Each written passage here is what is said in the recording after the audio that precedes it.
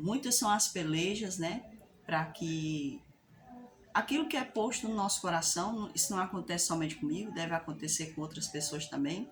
Quando a gente vai levar a palavra do Senhor, sempre existe os obstáculos, né? Existe o obstáculo do dia a dia, existe o obstáculo espiritual. Muitos são os obstáculos, né, que são postos aí diante dos servos para que eles não venham a levar aquilo que Deus coloca no coração deles, né? Então isso deve acontecer com muitas pessoas, tanto na questão do louvor, na questão da palavra pregada, na questão da exortação. O que Deus mandar você fazer, você sempre vai ter desafios, né? Para que não cumpra esse objetivo, né? Mas aí existe a perseverança, né? A perseverança dos santos, a obediência, né? E o amor e a importância que se deve dar a quem é levado essa mensagem. Um vídeo, né, há alguns dias, né, falando assim que quanto tempo demorava para Deus responder uma oração. Se Deus não demora para responder a oração, porque de acordo com a palavra do Senhor, a resposta ela sai assim que a gente ora, né? Sai um sim, sai um não, ou um espere, mas a resposta sai assim que a gente já se propõe a orar. A palavra do Senhor diz que assim que a gente propõe no coração, né, assim que o nosso coração é quebrantado, né, assim que a gente se quebranta na presença de Deus, se inclina para Deus, a palavra do Senhor diz que a oração ali ela já é respondida. Por quê? Porque o Senhor ele já sabe o que vai ser expresso, né? Ele é um pai, né? Ele é onisciente, onipresente, então ele já sabe o que vai ser ali expresso do nosso coração, então logo ele vai dar a resposta. Mas por que a resposta não chega a nós no tempo que a gente deseja? Então a gente vai ver aqui uma passagem que se encontra no livro de Deuteronômio, capítulo 8, versículo 2. A imagem ela está ficando assim, travando, né? Mas é isso mesmo, tá certo? A voz saindo, vocês vão entender que é o que é mais importante, tá? Ficar olhando para a minha feição, para a minha aparência, você não vai agregar em nada, né? O que importa aqui é que a palavra de Deus seja expressa, tá certo? Então, aqui em Deuteronômio, capítulo 8, versículo 2, diz o seguinte para nós: Dar-te-ás todo o caminho pelo qual o Senhor teu Deus te guiou no deserto, estes 40 anos, para te humilhar, para te provar, para saber o que estava no teu coração, se guardarias ou não os seus mandamentos.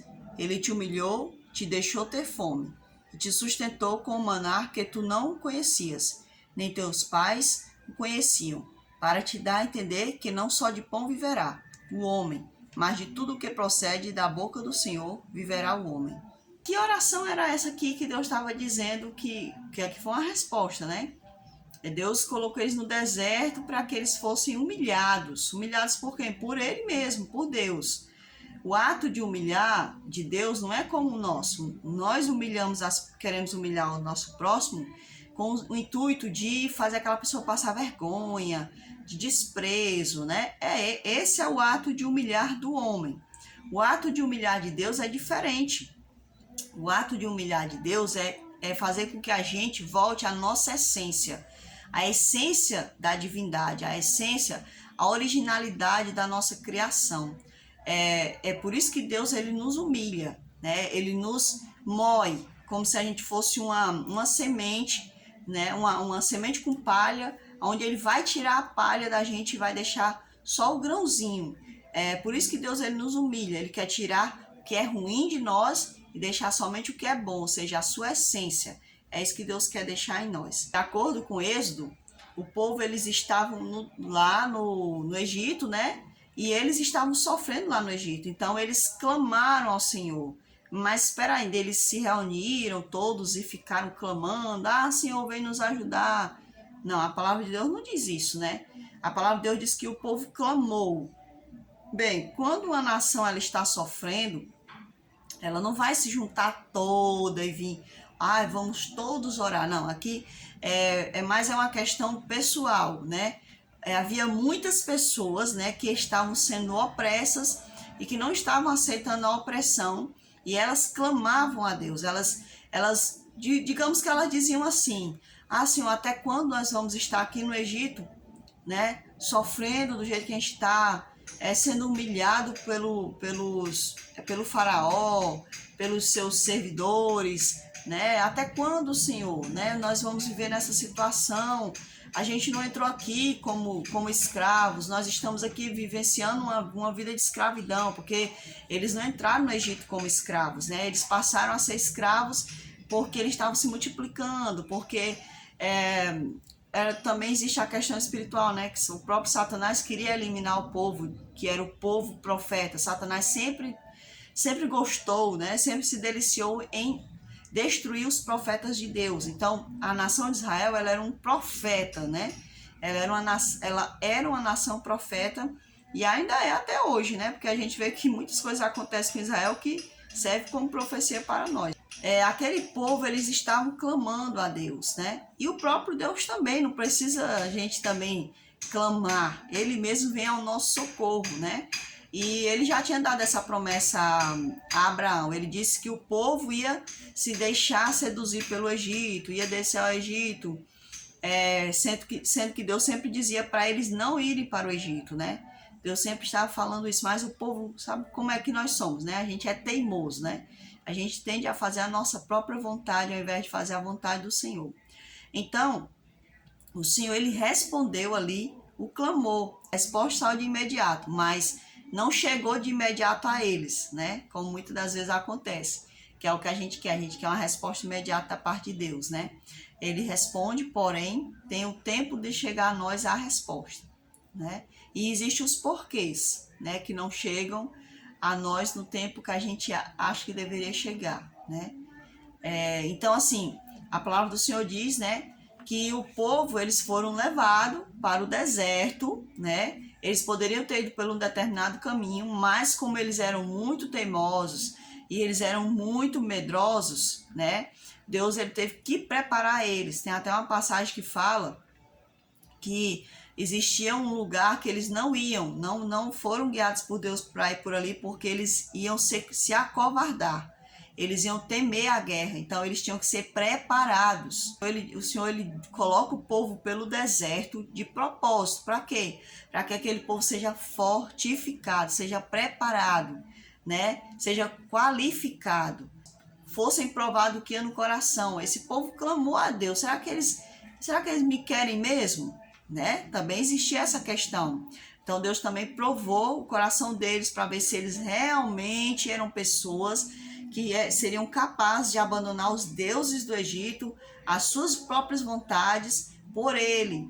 Então o Senhor também, ele prova isso também nas pessoas, né? Se elas vão querer ter um caráter semelhante ao dele ou não. Então o Senhor, ele vai provar isso também. Mas aí existe outra questão. Bem, aqui a gente entendeu, né, que Deus, ele existe esse porquê que Deus não permite que a resposta chegue de imediato a nós, porque ele quer nos provar, quer nos fazer amadurecer, quer tirar de nós o que não presta, né? Quer nos qualificar para sermos realmente dignos da bênção, porque Deus ia dar uma grande bênção a eles, né? A terra que manava leite e mel, a terra que já pertenciam, né, aos seus pais, porém eles iam ter que ser provados, iam ter que mostrar se realmente eles eram dignos daquela terra, né? De lutar por aquela terra. E se eles eram mesmo servos dele, né? Se eles não estavam buscando só as mãos dele, mas sim a sua face. Como diz lá em Isaías, né?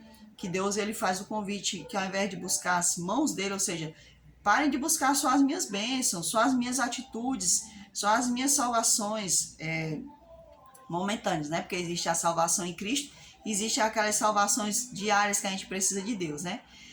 Então, Deus, o Senhor, ele queria que o ser humano, ele se achegasse a ele como amigo, né?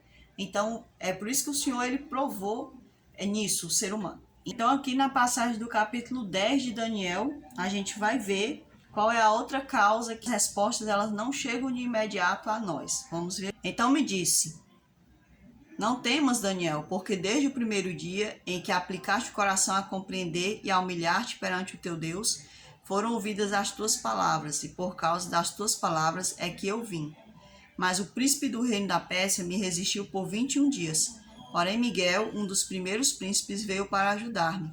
e eu obtive vitória sobre os reis da Pérsia. Ele não estava orando a Deus para ser liberto do cativeiro, né? Ele estava orando a Deus para que Deus explicasse algo em relação a uma visão que ele tinha tido, né? E aí, Daniel, ele tinha orado e tudo mais, mas aí Daniel não sabe o que está acontecendo lá no mundo sobrenatural, no mundo que a gente não vê, né, com os nossos olhos naturais. Porém, quando o anjo ele leva lá a resposta para Daniel, o anjo explica bem direitinho a ele que aquela resposta já tinha sido dada, que já era para ele ter chegado com aquela resposta há muito tempo. Porém, o maligno, né, esse príncipe da Pérsia, dá a entender aqui para nós como se fosse um anjo que estivesse guerreando contra o anjo de Deus, né? Um anjo adversário estava guerreando contra o anjo mensageiro de Deus. Ele estava impedindo, né, querendo impedir que Daniel obtivesse a resposta. Por quê? Porque aquilo era algo relacionado aos finais dos tempos, que não ia somente ajudar Daniel a entender, mas também iria ajudar nós a entender. Porque Daniel ele escreveu aquilo e aquilo ficou para nós, ficou como testemunho para nós. Então o maligno, por ele ser um ser altamente inteligente, né? Não somente inteligente, mas poderoso, né? Ele sabe que aquilo iria ter um alcance muito grande e que iria atrapalhar de certa forma os planos dele, os projetos destruidores dele, né? Seus projetos malignos. Então ele tenta ali impedir, né, que aquela resposta chegue a Daniel. Então, muitas das vezes a resposta não chega a nós porque o próprio maligno, ele sabe o alcance que alguém... Por exemplo, se você estiver orando a Deus com sinceridade de coração, né, por algo que vai favorecer não somente a você, que foi o caso de Daniel. Daniel, ele orou por uma causa que não ia só favorecer somente a ele, iria favorecer outras pessoas como nós hoje, né? Então, o maligno, ele não gosta disso, né? O adversário de Deus, o nosso adversário, ele não gosta que a gente receba oportunidades que não somente nos beneficie, mas que possa fazer a diferença na vida de outras pessoas, principalmente em se tratando da salvação, né? Porque se for uma coisa de desgraça, ele vai ajudar mesmo, né? Por exemplo, uma pessoa que bebe. A pessoa que bebe, você pode ver que se ela chegar na mesa de um bar, vai ter gente oferecendo bebida ali a ele. Então, infelizmente, o maligno ele faz com que muitas pessoas tenham recursos financeiros para não somente se autodestruir, mas também para que outras pessoas se autodestruam. É ao contrário do servo de Deus. Muitas das vezes, o servo de Deus, eles querem fazer coisas relacionadas ao reino de Deus aqui na terra, mas eles têm toda essa dificuldade, né? Toda essa dificuldade não somente de se autoajudar, mas também de ajudar a outra pessoa, né? Uma pessoa que quer ir pregar o evangelho, né? Que quer sair pregando o evangelho, ela não vai ter uma capacidade como muitas outras pessoas têm, de se autodestruir, né? Vai aparecer pessoas de todos os lados para lhe apoiar, para lhe ajudar a se autodestruir. Porém, quando é para fazer a obra de Deus, que obra de Deus é essa? Comunicar a palavra de Deus a outros, ajudar o seu próximo, né? Às vezes o servo de Deus muitas vezes mal tem para si, né? E aí ele muitas das vezes ele tem o desejo de ajudar o próximo quando o próximo está ali precisando, né? E às vezes a única coisa que ele pode fazer é uma oração, porque muitas das vezes ele não vai ter uma condição a mais de ajudar aquela pessoa no que ela necessita, né?